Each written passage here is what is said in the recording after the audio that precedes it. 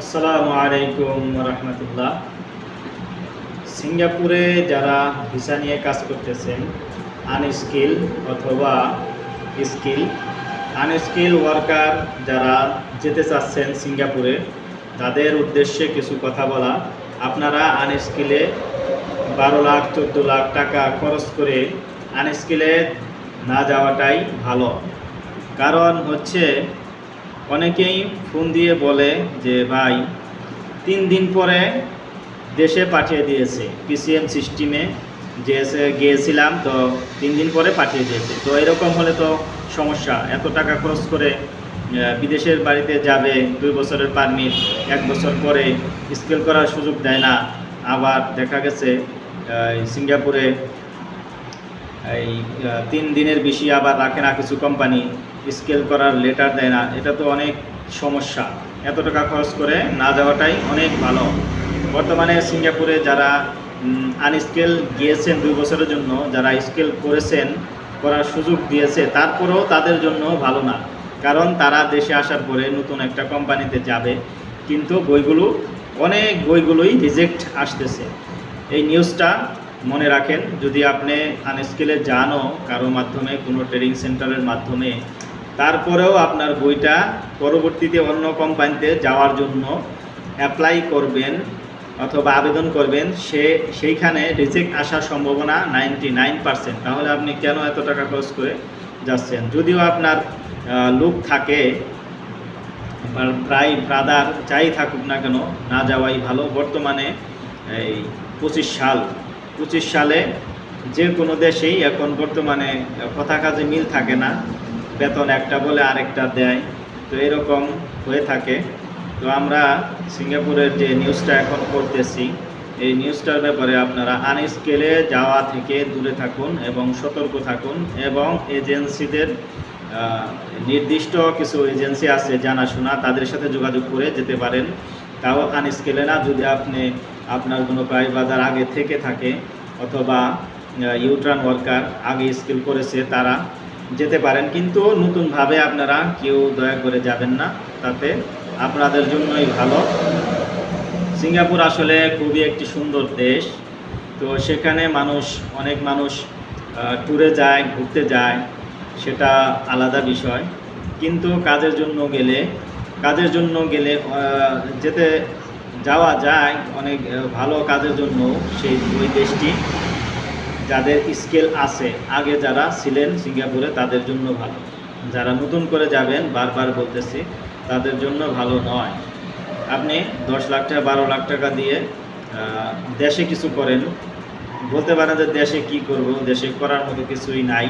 আসলে দেশে করার মন মানসিকতা, দেশে কাজ করার মন মানসিকতা এবং লেগে থাকতে হবে। আমরা আসলে বাঙালি বেশিরভাগই আমরা দূরের থেকে শিক্ষিত একটু কম এবং কম লেখাপড়া আমরা সবাই।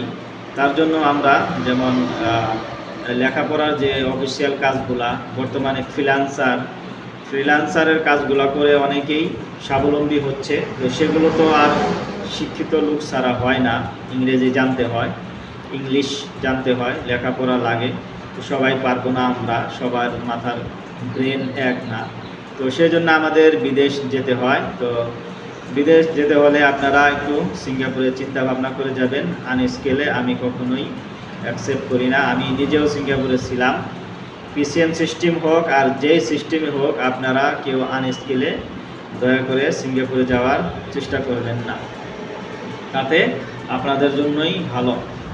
কারণ সিঙ্গাপুরে আমরা যে ওয়ার্কারগুলা দেখি, তারা জেনারেল ওয়ার্কার যারা, তারা মোটামুটি ভালো বেতন পায় প্রথম অবস্থায়, যদি লেগে থাকে এবং কাজ শিখতে পারে।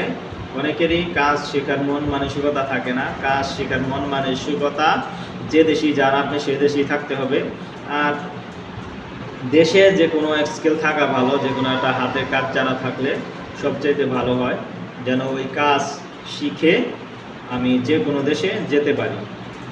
বর্তমানে সিঙ্গাপুর ছাড়া অন্যান্য দেশগুলো এখন বর্তমানে বন্ধ আছে, পরিপূর্ণভাবে খোলা না। কিছু দেশ এখন বর্তমানে যা আছে যাওয়া যায়, কিন্তু তারপরেও রিস্ক থাকে। বেতন ঠিকমতো দেয় না, 20% কথা ঠিক থাকে না। তো এরকমভাবেই যেতে হয়, যাচ্ছে অনেক লোক। এখন আমরা সিঙ্গাপুরের যে বিষয়টা বলতেছিলাম, সিঙ্গাপুরের ড্রাইভিং ভিসা, তারপর ওয়েল্ডার, এগুলোর চাহিদা আছে। ইলেকট্রিশিয়ান যদি কাজ জানা থাকে, টেকনিশিয়ান, তো এগুলো কাজ জানা থাকলে আপনার যে ফ্যাসিলিটি, অথবা আপনি একটা কনস্ট্রাকশন সাইটে গেলেন, একটা কনস্ট্রাকশন সাইটে অনেক ধরনের কাজ থাকে।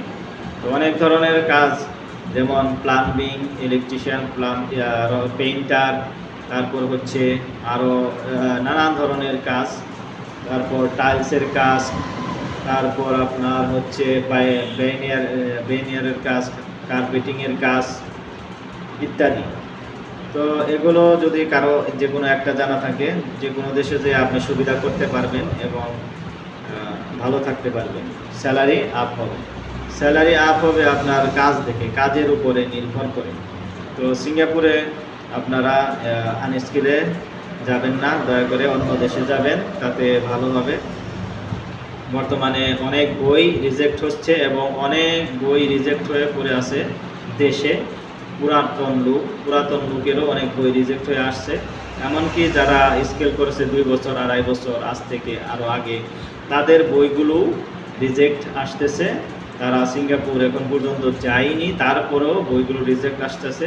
তো এগুলো আসার কারণ MOM থেকে, গভর্নমেন্ট থেকে, সিঙ্গাপুরের গভর্নমেন্ট থেকে তারা এই রিজেক্টের কারণ বলে না।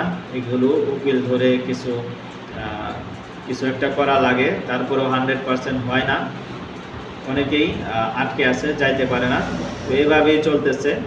সিঙ্গাপুরের আনস্কিলের যে নিউজটা করলাম, এটা হচ্ছে আপনাদের সবার জন্য একটু চিন্তা ভাবনা করবেন টাকা পয়সার বিষয়। কারণ এই টাকা পয়সা দিয়ে যদি আমি একটা ইনকাম না করতে পারি, তাহলে তো দেশের বাড়ি থাকাই ভালো। এবং নর্মাল টাকা, যেমন আমি বিদেশ যেয়ে যদি 10,000 টাকা থাকে আমার, তাহলে তো আর চললো না। এত টাকা খরচ করে যদি আমার ইনকাম ভালো না থাকে, ওই রকম ইনকাম না থাকে, তাহলে আমি এত টাকা খরচ করে কেন যাব? তো এটা সবাই মাথায় রাখবেন। আরেকটা বিষয় হচ্ছে, সিঙ্গাপুরে যারা ভিজিট ভিসায় যাবেন, ঘোরার জন্য যাবেন, তারা কিন্তু এই সিঙ্গাপুর গভর্নমেন্ট বাংলাদেশের কিছু এজেন্সি অথরাইজ দিয়ে রাখছে, তারাই শুধু সিঙ্গাপুরের ভিসাটা করতে পারে। আর যেগুলো ট্রাভেল এজেন্সি আছে, তারা শুধু এই সিঙ্গাপুরের যে অথরাইজ ডিলার, যে অথরাইজ এজেন্সিগুলো, তাদের কাছ থেকেই ভিসা নিতে হয়। আদারওয়াইজ অন্য কোনো উপায় নেই। তারা যদি দেয় ভিসা, তাহলে যেতে পারবে, তাহলে যেতে পারবে না। অনেকের বই রিজেক্ট আসে, অ্যাপ্রুভ করে না, রিভিউস আসে।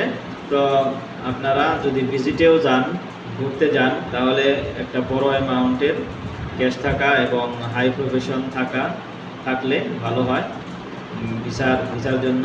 তাহলে আপনারা সিঙ্গাপুর, মালয়েশিয়া, থাইল্যান্ড এগুলো ঘুরে আসতে পারেন একসাথে প্যাকেজ নিয়ে। বর্তমানে মালয়েশিয়া মোটামুটি যাওয়া যায়, সাদা পাসপোর্টেও যাওয়া যায়, আবার নিয়মকানুন চেঞ্জ হয়, তো সেগুলো অন্য ব্যাপার। তো আশা করি সবাই ভালো থাকবেন। আনস্কিলে কেউ যাওয়ার চেষ্টা করবেন না সিঙ্গাপুরে, এটাই আমার লাস্ট বক্তব্য। জাযাকাল্লাহু খাইর। আসসালামু আলাইকুম ওয়া রাহমাতুল্লাহ।